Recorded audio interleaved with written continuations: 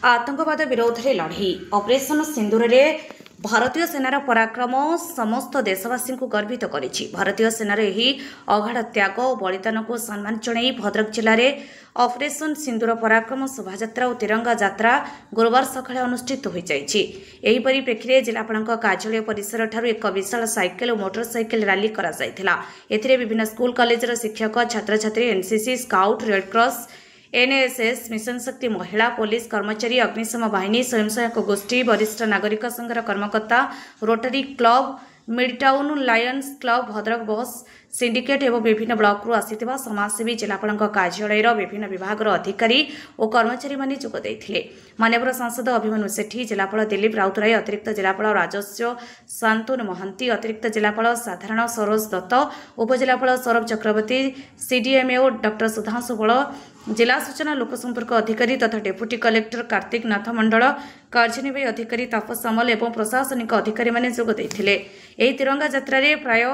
2000 रु अधिक जनसाधारण जोगदे देशर सार्वभौमत्व रक्षा उद्देश्य स्लोगान सहित विभिन्न देशात्मबोधक संगीत गान करथिले। जिलापाल कार्यालय साइकेल और मोटरसाइकेल जान तिरंगा सहित बाहरी अर्पिता बिंधा छक, मोची छक, संथिया पोल, एनसी उच्च विद्यालय, पुराणा बजार थाना, गोशाला छक, डाहाणीगाड़िया छक, बार्मा बाईपास छक, राजघाट पोल, टाउन थाना छक दे नगर परिक्रमा कर जिलापाल कार्यालय पहुंची देश को सुरक्षित रखा सह नागरिकों जीवन रक्षा करिथिबा भारतीय सेना बाहिनी को बलिष्ठ भूमिका थिबा बेले सरकार तरफ व्यापक प्रस्तुति करा जायथिबारु एवं देश प्रेमर प्रति जनमानस तिरंगा यात्रा माध्यम उद्रेक करिथिबारु साधारण नागरिक समस्त प्रशासनिक अधिकारी माननकु साधुवाद जणाइथिले। भद्रकରୁ विभूतिभूषण ग्रहचार्यଙ୍କ रिपोर्ट अपराह्न लाइव। कुमार गुप्ता, मैं चरंपा महाविद्यालय का एक कैडेट हूँ और मैं आज इस दिन पे मैं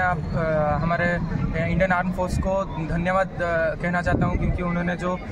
मेजर स्टेप्स लिया है पहलगाम अटैक के विरुद्ध और हमको न्याय दिया है, हमारे हिंदू भाई बहनों को न्याय दिया है, इसी के विरुद्ध आज हमारे भद्रक में एक रैली निकली है। तो हम उन सब मोदी सरकार को और हमारे आर्म फोर्सेस को हम दिल से धन्यवाद जनाते हैं। Thank you. मु कैडेट राजेंद्र सेठी, चरंपा महाविद्यालय 7 ओडिशा बटालियन। मु कहबाक चाहूँगी जे पहलगाम रे जो अटैक है ऑपरेशन सिंदूर माध्यम आम सैन्य बाहिनी माने को बहुत माने धन्यवाद देवाक चाहिए, कारण से द्वारा पहलगाम रो जो अटैक होता तार आमे माने प्रतिशोध नहीं पार्टी एवं केंद्र सरकार को मत धन्यवाद देवे और सैन्य बाहिनी को मत धन्यवाद देवे। जय हिंद। एत भारत भूईर माटी रे एत भारत भूईर माटी चरणे तार प्रणति ढाल तापाद धूली मुंडरे मार सुनाठू बड़ी से खांटी रे एत भारत भूईर माटी एत भारत भूईर माटी। गत मास 22 तारिख दिन पहलगाम ठारे जो आतंकवादी आक्रमण है तार प्रतिवाद रे भारत जेभली वीरत्व प्रदर्शन करिछि ताहा निश्चित भाव में अभिनंदनीय पदक्षेप। सिंदूर होउछि मार गर्व एवं गौरवर प्रतीक। जेतेबेले 26 जन शहीद टली पड़े पहलगाम क्षेत्र में सेतेबेले आमर मान्यवर प्रधानमंत्री एवं आमर जो गृहमंत्री ता सहित 3 सेनार मुख्य जेभली भाव में वीरत्व प्रदर्शन करी ऑपरेशन सिंदूर माध्यम जो सेमानंकर पाकिस्तान आतंकी आड्डा उपरे आक्रमण कले ताहा प्रकृत रे एक विरल दृष्टांत। भारत सबुबेले मध्यम पंथार विश्वास करे, चरम पंथा और नरम पंथार मध्यम मार्ग अवलंबन करे। अत्यंत चतुरतार सहित जेभली भाव में पाकिस्तान जो अपमान देला जो आघात देला भारत को तार जेभली प्रतिवाद करा जायछि से ताहा निश्चित भाव में एक दृष्टांतमूलक पदक्षेप। आमर से आमर सम्माननीय प्रधानमंत्री गृहमंत्री एवं आमर 3 सेना मुख्यों को मैं साधुवाद जनाऊँ एवं सैनिक मानकर भूमिका अत्यंत गुरुत्वपूर्ण थिला, कारण से माने जेभली मध्यरात्र आक्रमण करी तांकर आडास्थल को भांगिले एवं कौन साधारण जनता जीवन में क्षति न पहुँचाई ता प्रकृत में दृष्टांत हो अनेक दिन पर्यंत रहिबो। प्रतीकात्मक भाव में यही ऑपरेशन सिंदूर नामकरण भी यथार्थ एवं भारतर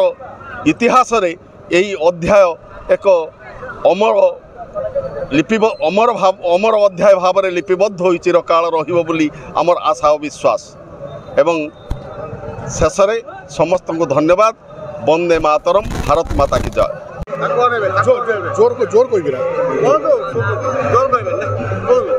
नमस्कार, मु डॉक्टर व्योमकेश चंदन कुमार जेना, पूर्वतन अध्यक्ष। यही जो गत एप्रिल 22 तारिख रे पहलगाम रे आतंकवादी जो बर्बर आक्रमण होता तार प्रतिशोध स्वरूप आमर सेना बाहिनी ऑपरेशन सिंदूर एवं ताकू बेस कर जो आक्रमण कले ताहा प्रकृतर प्रशंसनीय। प्रथमतः मु आमर माननीय प्रधानमंत्री श्रीयुक्त नरेंद्र मोदी को धन्यवाद जनाऊँगी जे से यही ऑपरेशन सिंदूर जोटा कि आमर गोटे आतंकवादी ऊपर एक प्रकार प्रति आक्रमण थिला ताकू शुभारंभ करते तार ना देते एवं मु धन्यवाद देवा चाहिए आमर स्थल सेना वायुसेना एवं जल नौबाहिनी को जे से माने खूब साहस सहित पाकिस्तान भितर पशि एवं पीओके पशि से माने यथायथ आक्रमण कर आतंकवादी शिविर को ध्वंस कर देते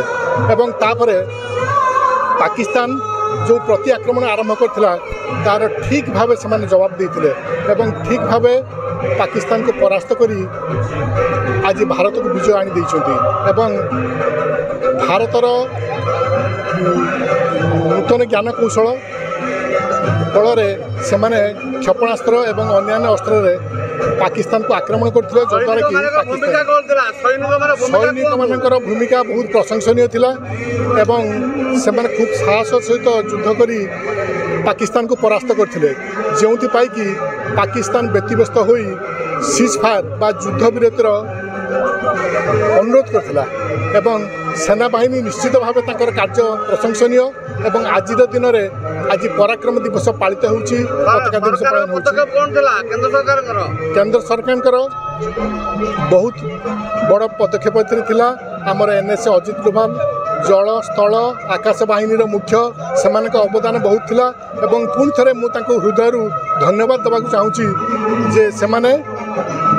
खूब साहस सहित यही पहलगाम आक्रमणर मुकाबिला करछंती एवं आमर शत्रु देश को परास्त करछंती एवं देखु आज एक पवित्र दिवस बोली मु कहबी समग्र राज्य रे आज ए दिवस पालन करा जाउछि। आमे आमर वीर सैनिक मानक उद्देश्य रे ताको मनोबल को वृद्धि करबा पाए एवं ताको सहित आमे एकाठी अछु। तेणु आज मु महाप्रभु जगन्नाथ पाखे प्रार्थना करुच्ची जे ताको परिवार को सुखरे रखंतु एवं ताको एते मनोबल दियंतु आमर वीर सैनिक मानक जे से आम देश को सुरक्षित रखंतु एवं आज दिवस आमको मध्य गोटे वार्ता दौची जे आमे समस्ते भारतीय एवं जाति धर्म भाषा निर्विशेष आम एक भारत एवं आम भारत को नहीं गर्व करवा एवं आम सैनिक मानक उद्देश्य मु आउ थे शुभेच्छा ज्ञापन करुच्ची एवं ताको पराक्रम को नमन करुच्ची। आज आम एक गौरवर दिन भद्रक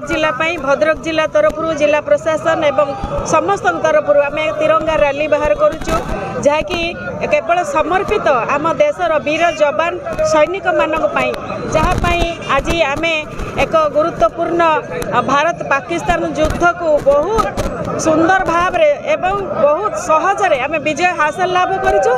आम से गर्वित ए सबूर श्रेय आम सेना बाहिनी को जाऊँगी एवं आमर प्रधानमंत्री नेतृत्व में यशस्वी प्रधानमंत्री नेतृत्व में भारतर जो विजय हासिल करिछि प्रचंड विजय हासिल करिछि वीर मानकर गाथा पाई वीर मानकर साहाय्य शौर्य पाई आज तिरंगा रैली आम भद्रक जिला तरफ करुचु से वीर मानक आम बहुत बहुत स्वागत जनाऊँ एवं महाप्रभु पाखे आम प्रार्थना वीर मानक आहुरी